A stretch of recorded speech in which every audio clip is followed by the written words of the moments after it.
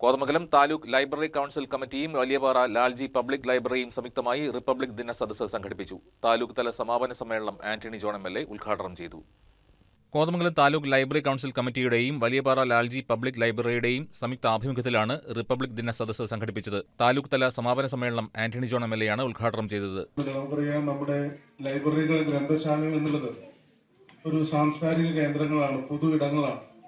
നമ്മുടെ Lalji public library ഇവിടെ വളരെ സജീവമായ പ്രവർത്തനങ്ങൾ സംഘടിപ്പിച്ച് മുന്നോട്ട് പോവുകയാണ്. ഇപ്പോൾ റിപ്പബ്ലിക്കായി 75 വർഷം പിന്നിടുകയാണ് നമ്മുടെ രാജ്യം. അപ്പൊ യഥാർത്ഥത്തിൽ 75 വർഷം പിന്നിടുന്ന ഈ ഒരു വേളയിൽ നമുക്കിവിടെ ഇങ്ങനെ ഒത്തുകൂടാൻ ഉള്ള ഒരു സംരക്ഷണം, അതിനുള്ള ഒരു അവസരം നൽകുന്നത് രാജ്യത്തിന്റെ ഭരണഘടനയാണ്. മുനിസിപ്പൽ ചെയർപേഴ്സൺ ഭാനുമതി രാജു ചടങ്ങിൽ അധ്യക്ഷത വഹിച്ചു. മഹാരാജാസ് കോളേജ് അധ്യാപിക ഡോക്ടർ സുമി ജോയ് ഓലിയപ്പുറം മുഖ്യപ്രഭാഷണം നടത്തി.